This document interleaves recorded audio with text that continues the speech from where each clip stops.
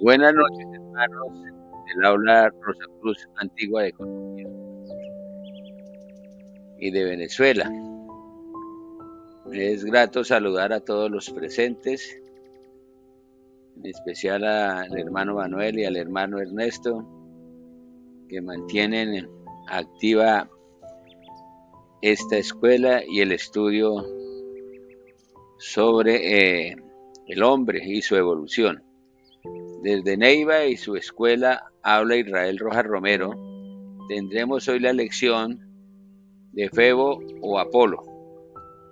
Empezando entonces diremos que del sentido ideal de la vida del hermano Israel Rojas Romero nos deja esta reflexión. El sentido ideal de la vida solamente hace eclosión en el alma humana cuando ella sabe rendirle culto a la belleza, a la verdad y al bien. La mitología griega es el conjunto de mitos y leyendas pertenecientes a la cultura de la antigua Grecia, que tratan de sus dioses y héroes, la naturaleza del mundo, los orígenes y el significado de sus propios cultos y prácticas rituales. Comprende desde el año 1200 a.C. hasta el año 146 a.C. En ella está presente la sabiduría de las edades en forma velada.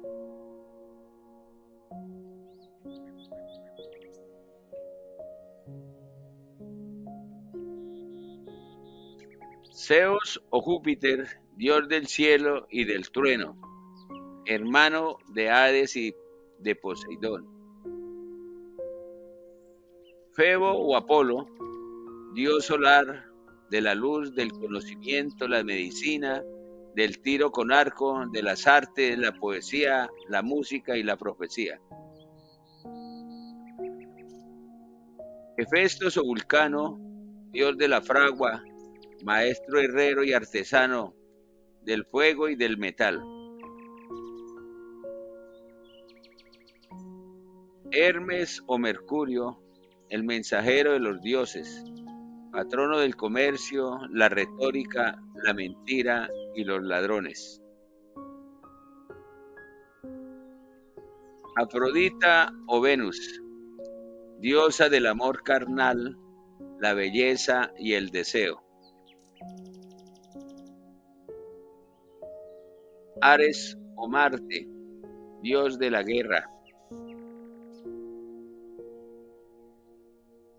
Ea, Rea, Ceres o Demeter, diosa de la fertilidad, las estaciones climáticas, de la agricultura y la naturaleza.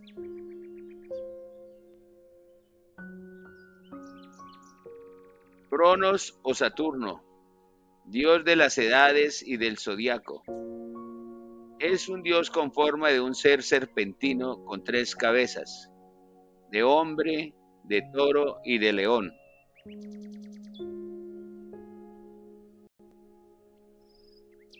En la cima del Olimpo se halla el templo de Apolo, el conductor del carro del sol, el que todas las mañanas le vemos aparecer en el oriente, haciendo un aparente recorrido para ocultarse al caer la tarde en el poniente. Según el mito, el sol viaja en una esplendente carroza conducida por 4 blancos como hermosos corceles. Los 4 caballos son los 4 estados de la materia, representando él el quinto, o sea, la materia ígnea. De tal suerte que en la mitología todo es ciencia, sabiduría, y nada que ver con la fantasía o las ilusiones. El templo de Apolo es el lugar donde ha de operar la sensoconciencia, que es la meta del progreso y de la evolución. Meta como centro de canalización de las fuerzas que se subliman para convertirse en ego y que éste pueda continuar su indefinida e infinita evolución para que un día pueda unirse al principio monádico, convirtiéndose en conciencia cósmica.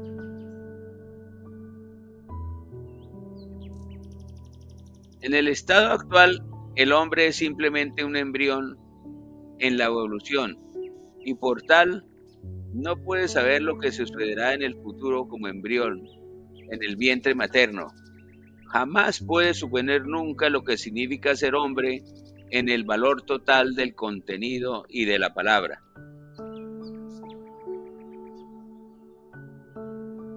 Para ser es necesario hacer. Esto quiere decir que el hombre debe trabajar constantemente para conquistar cada vez más elevadas alturas. Rendir culto a los dioses inmortales es penetrar en todos y en cada uno de los templos de la vida para deducir progresivamente todo lo que allí se halla latente, despertando tales poderes a través de la devoción y de la contemplación. Por eso el iniciado Platón dijo: rendid culto a los dioses inmortales como las sabias leyes han dispuesto. Los griegos verdaderamente sabios rendían culto a las fuerzas divinas de la vida, las cuales por eterna ley lógica operan siempre en 7 divisiones y 7 subdivisiones en cada división, dando un total de 49 energías, a través de las cuales la energía única del Logos exterioriza su poder.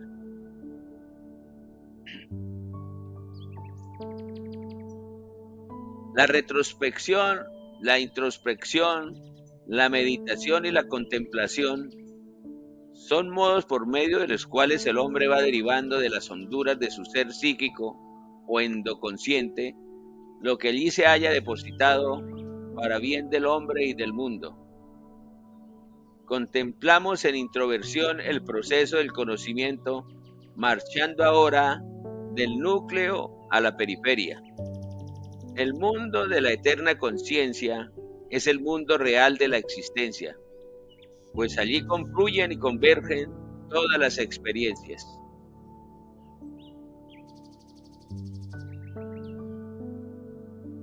En el templo de Febo, todo se hace centro. Es el eje del movimiento de la luz y de la vida. Solamente lo que allí ha hecho eclosión es realidad para el hombre en el proceso de su evolución, porque el yo es el puerto de entrada y de salida de todas las humanas experiencias. Lo demás son nimiedades de la existencia.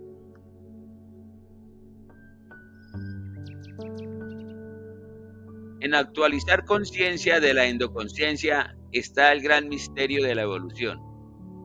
Debemos, por tal, trabajar para derivar de ese sol interior todo lo grande y sublime que él guarda, porque es el archivo de las experiencias del ego a través de los tiempos, desde que él decidió actualizar conciencia, derivándola de la subconsciencia. Desde el principio de las edades, en la evolución de la conciencia, todo se ha venido derivando de la subconsciencia. Por tal razón es el tesoro más grande de todos los tesoros, pues guarda la experiencia de las edades. Ese divino tesoro, sol de acontecimientos trascendentes, está puesto sobre la cruz que se encarna alegóricamente en los 4 bellos corceles que conducen el carro de Febo o Sol.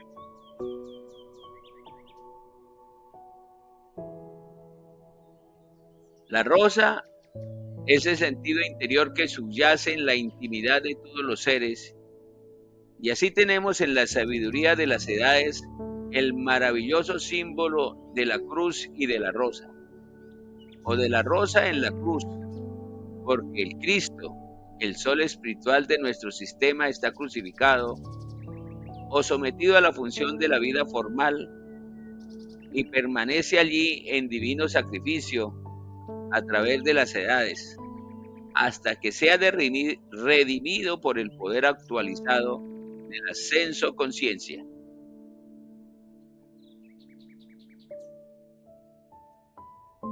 El templo de Febo está enchapado en oro fulgente. El oro en fusión es el color del Cristo, de la ascenso conciencia actualizada. Podemos derivar ese divino tesoro hundiendo nuestra sensoconciencia actualizada en la hondura del pasado de nuestras experiencias, derivando así lo que se oculta en la interioridad del ser, porque en esencia es luz, vida, sabiduría y amor. Vida, amor y conciencia es el divino triángulo de los poderes internos de la naturaleza del hombre. Luz, que es sabiduría, vida y amor, que son plenitud, son los poderes que se ocultan en el templo de Febo, en la hondura del ser, en la realidad intrínseca del yo. Se puede penetrar en ese divino templo utilizando el sentido interior, la divina sensibilidad, que es la que da la intuición y la inspiración. El templo del sol, del divino Febo, está en la cima de todas las cimas, porque es la cúspide de la interioridad y plenitud del ascenso conciencia. Rendir culto a la luz divina dentro del ser es ir penetrando progresivamente en el templo de Febo o Apolo. Y en realidad, cada mañana, esto es lo primero que debiéramos hacer. Cuando el sol físico se levanta en el oriente, rendir culto al sol espiritual que subyace en la intimidad de nuestro ser.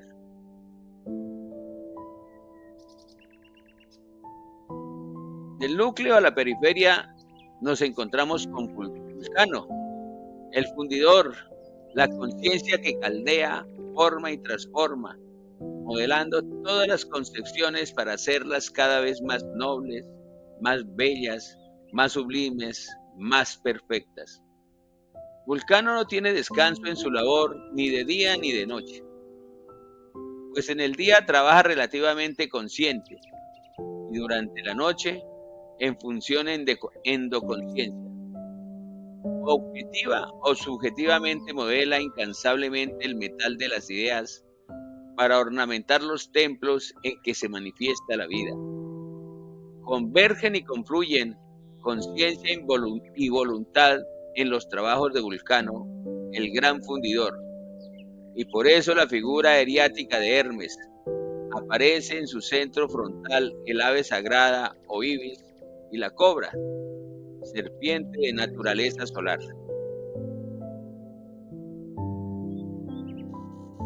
El ibis o ave sagrada de los egipcios lo es porque ella devora las serpientes que abundan en el río de la vida, en el Nilo de sus ensueños, y es así como la conciencia se alimenta del fuego de la vida para nutrirse y crecer.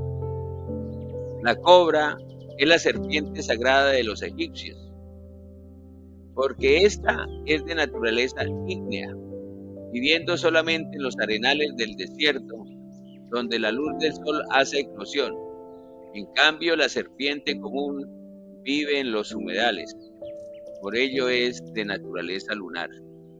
El ibis y la cobra eran animales sagrados para los esoteristas egipcios, porque encarnaban la idea de lo ígneo, de la voluntad y de la inteligencia, parangonadas siempre con la sutilidad de los movimientos de la serpiente.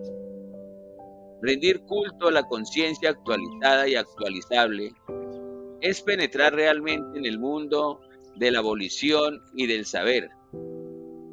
Y ojalá no pase un día sin que este culto sea verificado por todos aquellos que luchan por transitar el secreto y angosto sendero que conduce a las grandes realizaciones del espíritu.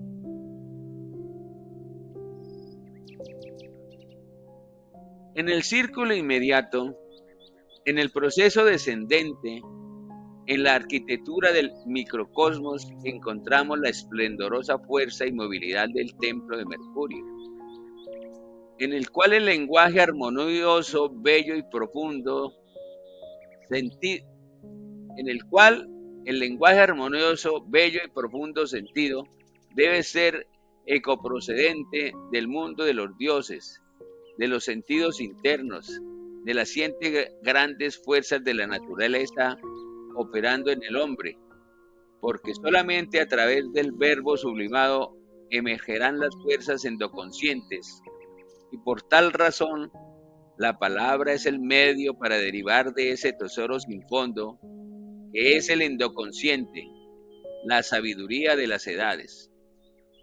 El mercurio de los sabios, convertido en lenguaje, es el mensajero de los dioses que viven ocultos en los 7 grandes templos de la vida.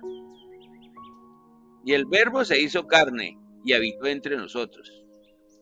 Esto quiere decir que el divino poder creador del hombre se exterioriza en la palabra, la cual, para ser utilizada en el proceso de las grandes realizaciones humanas, debe ser pura, bella, veraz, bella y perfecta.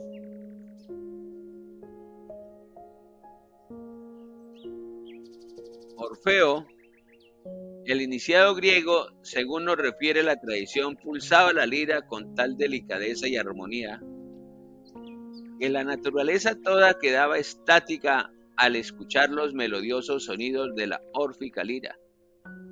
La lira de Orfeo es la laringe, instrumento en el cual el verbo convertido en palabra, ennoblecido y dignificado por la fuerza de la verdad, de la belleza y del bien, transmite la sabiduría de las edades. En los labios de Orfeo, Mercurio, el mensajero de los dioses, exteriorizaba su sentido, su sabiduría y profundidad.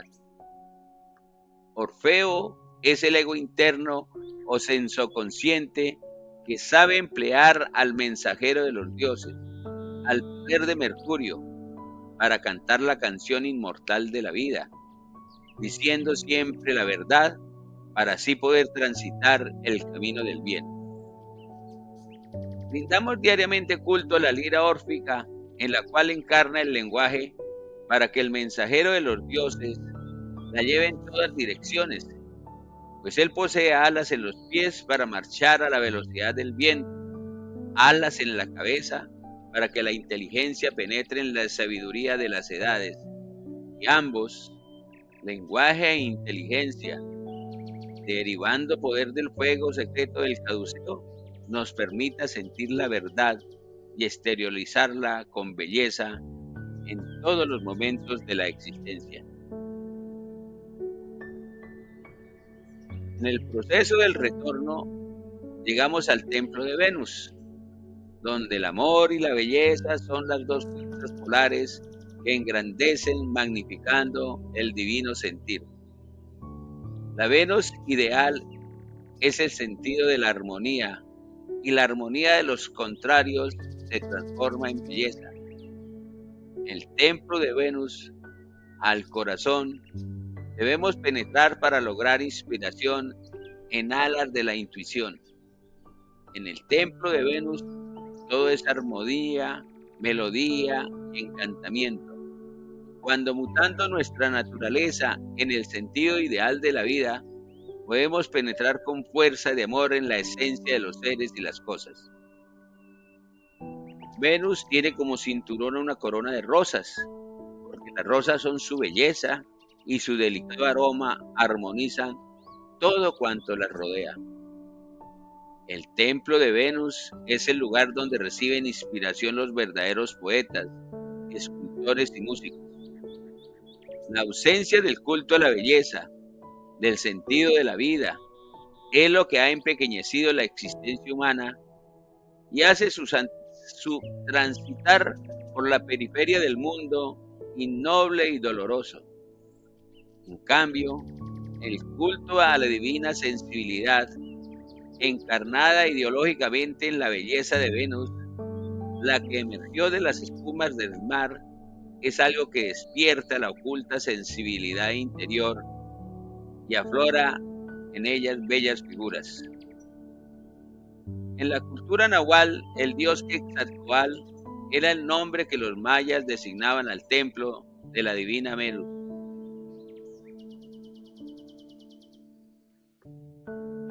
El templo de Gea, Rea o Ceres es el lugar admirable donde se verifican las mutaciones de los elementos para vincularse al carro de la humana existencia. Este templo es el que relaciona las fuerzas vivientes de la naturaleza para convertirlas en fusión de sustancia, vida y forma. Este templo es el puente que correlaciona lo de arriba, sensitivo y consciente, con lo de abajo, emocional y mental. Surya Mandala es el lugar donde las energías solares se fijan para luego ser distribuidas por el sistema general.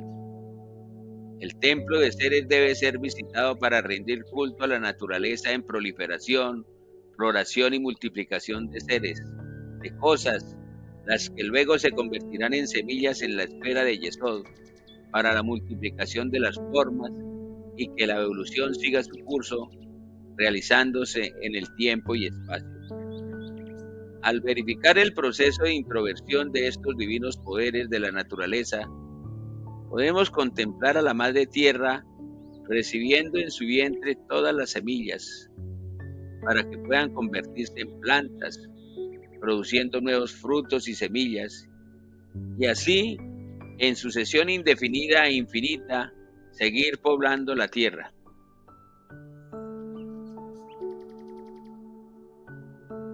Las facultades conscientivas del hombre en su actual estado de evolución no alcanzan a comprender, ni mucho menos sentir la magnificencia de la creación. Solamente la sensibilidad puede, al rendir culto a lo bello, comulgar con la naturaleza y vivir en ella, en esa maravillosa compenetración en que lo cósmico se naturaliza en la forma y la sensibilidad se modifica en ese divino proceso interior, por medio del cual el sentido y la conciencia se van haciendo uno, dando realización a la sensoconciencia, pues la conciencia mira al pasado y la sensorialidad al presente y al futuro.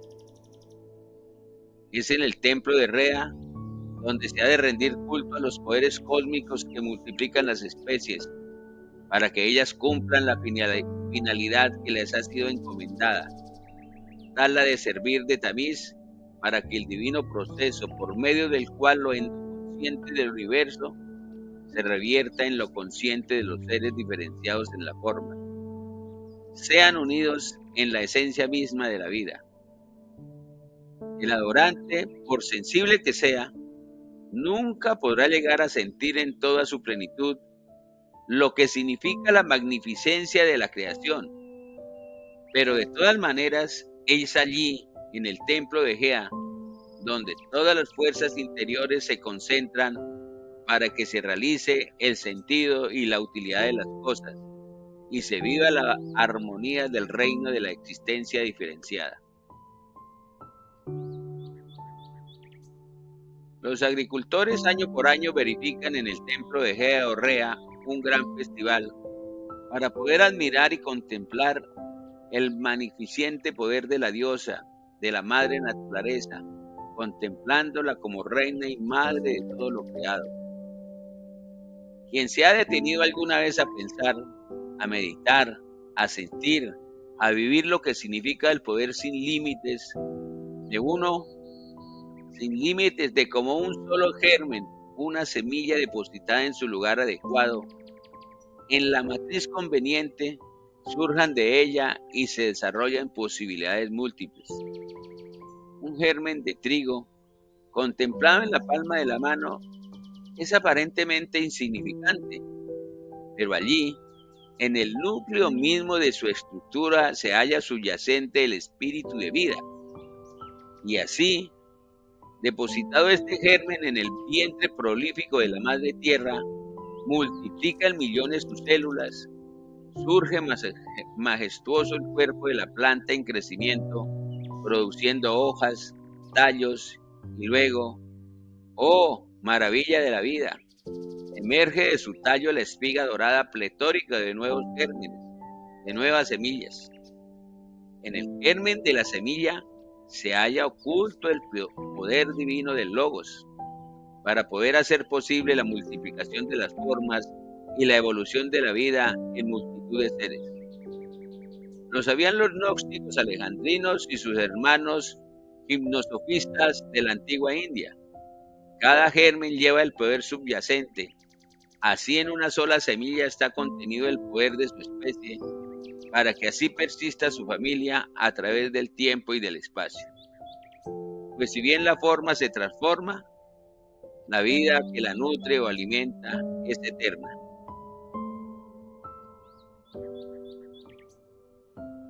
En la naturaleza del microcosmos, hombre, los hechos se realizan en forma análoga, porque allí en el templo de Rea o de Gea es donde el alimento, una vez asimilado debidamente, produce la energía que se ha de convertir en semilla, en poder para transmitir la llama de la existencia a nuevos seres. Eclosión que se realiza en el templo de Zeus, porque le da a los dioses su poder, pero deriva de ellos sus posibilidades especiales para cumplir su maravillosa obra de rey del Olimpo, utilizando este poder en el cetro, en la esfera de Yesod. El culto en el templo de Gea es el sentido que produce la admiración al meditar y contemplar los poderes múltiples de la Madre Tierra. Idolatría dirán algunos, idolatría no, culto a la vida en su realidad esplendorosa y múltiple, porque los verdaderos sabios rinden culto a la vida infinita, que es el único principio, la única ley y el único elemento.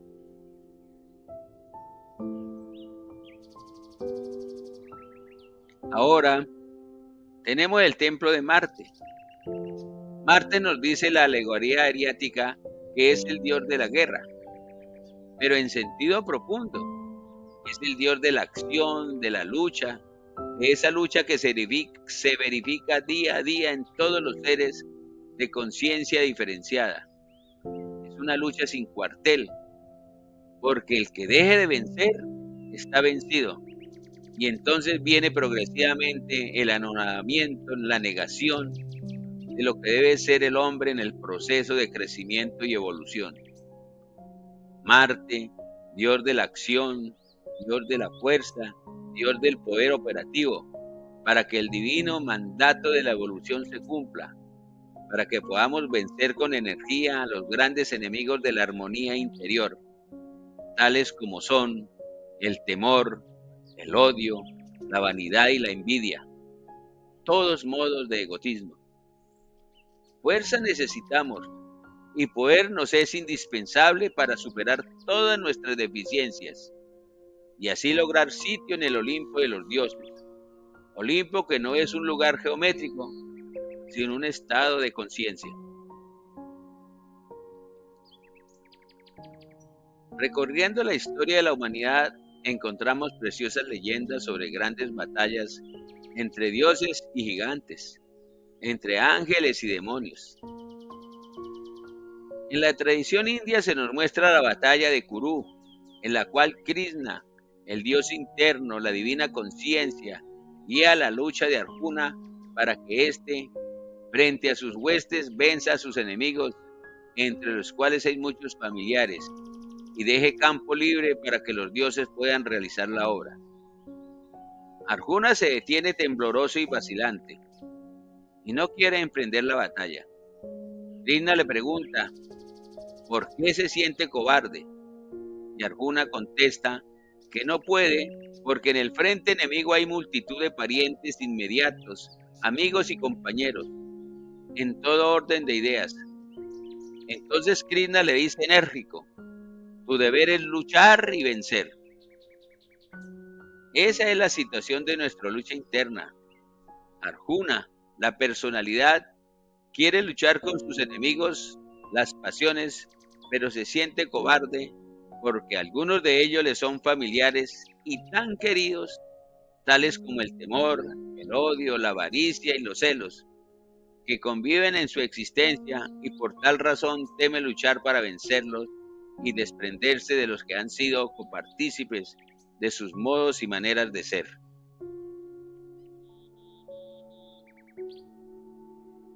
En la leyenda galo-celta encontramos relatos análogos, cuyo sentido y sabiduría están en directa relación con las luchas interiores de nuestro ego divino y de nuestra humana como mundana personalidad.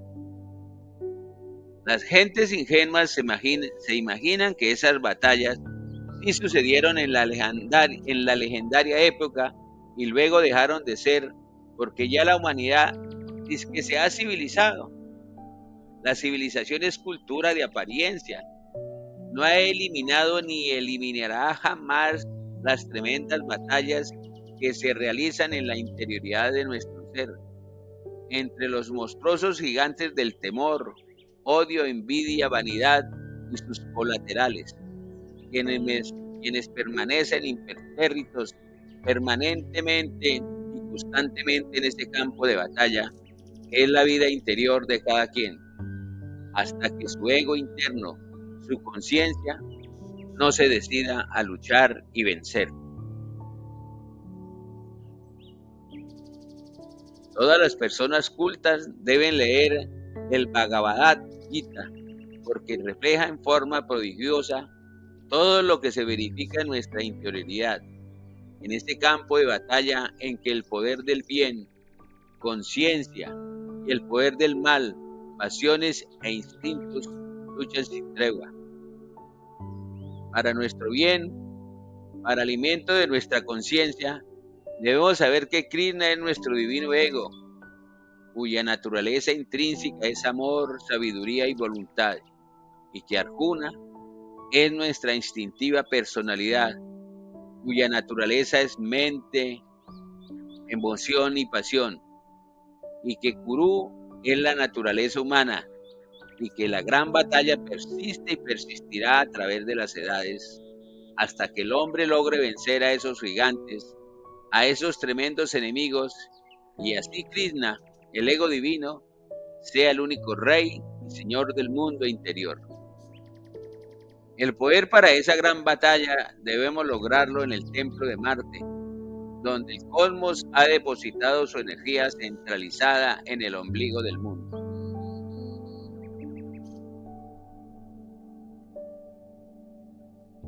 En nuestro análisis retrospectivo tenemos de nuevo al gran dios del Olimpo, al sublime Zeus, al cual temen y respetan los dioses de la olímpica asamblea.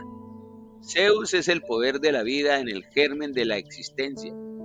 Ese poder es sensibilidad, es inteligencia, es belleza y plenitud, porque el Eterno nunca abandona su base, y de los cielos y de nuestros días rige cada fase. Y el que comprenda toda su grandeza rendirá culto místico al divino Zeus, porque es padre de hombres en la generación universal y de dioses en la sublimación estética. Yesod es el nombre con que la tradición cabalística designa el esplendor olímpico de Zeus, deidad que con su cetro dirige la creación total de los seres en los cuales alienta la vida. A Zeus se le juzga como el dios tonante, porque evidentemente él es el esplendor y la fuerza que dirige y gobierna a todos los seres que alientan en la vida infinita. Su cetro es la fuente de poder que le da autoridad suprema, haciendo de él un rey y un señor. Tres estados de la energía están presentes en el templo de Zeus: el fuego o flama, el águila y el cetro de poder. El fuego es la encarnación de la energía cósmica, el águila el aliento de la vida infinita, y el cetro la encarnación de la fuerza y el poder. Con esa poderosa triplicidad fue como pudo vencer a su padre, Cronos, el tiempo perpetuándose en la vida y en la forma. Zeus, hijo de Cronos y de Rea, destronó a su padre, convirtiéndose por tal hecho en emperador de los reinos de su madre, la naturaleza. Saturno o Cronos, el tiempo, devora a sus propios hijos, porque los produce en el tiempo y el tiempo los devora. Pero ese tiempo no pudo ni podrá devorar a Zeus, el fuego secreto, viviente y filosofal, que subyace en lo interno del germen, y este es el que perpetúa la vida y la forma a través del tiempo y del espacio. Al templo de Zeus debemos penetrar descalzos, es decir, sin cubiertas de hipocresía, porque el lugar es santo. Al templo de Zeus debemos penetrar para convertirnos en dignos adorantes de la verdad trascendente, que es la vida, plenos de amor ideal y con la conciencia libre de prejuicios, porque solamente así podremos contemplar el divino esplendor del Rey de los dioses, creador de hombres. Zeus es el secreto sol de medianoche, llamándosele así porque no deja de alumbrar jamás, pues su luz es la vida que todos heredamos por Génesis. Zeus no es el más anciano de los dioses, pues la ancianidad le pertenece a Cronos, el tiempo, y a su divina madre Gea, la naturaleza. Pero Zeus sí es el dios que hace posible que lo divino se humanice y lo humano se divinice a través del culto a la belleza, a la verdad y al bien.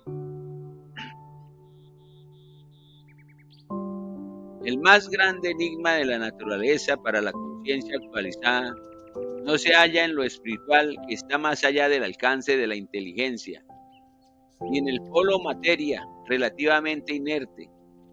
El gran misterio de la vida subyace en el interior del germen de la semilla, porque allí alienta el fuego cósmico, la voluntad del Padre hecha energía y sustancia, para que la vida pueda modelar la sustancia guiada por la inteligencia, y así puedan existir minerales, vegetales, animales, hombres, superhombres, adeptos y demiurgos, frutos estos últimos del interno proceso de evolución activamente realizada por aquellos egos excelsos. Rendir culto a Zeus en su templo es adorar la vida operante en todos los seres, postrados de hinojos ante la vida, adorando la naturaleza en sus múltiples modos, porque en ella alienta la infinita vida, elevando el sentido de nuestro corazón hacia la verdad eterna, hacia la infinita vida. Estaremos en el pleno corazón del templo del divino Zeus.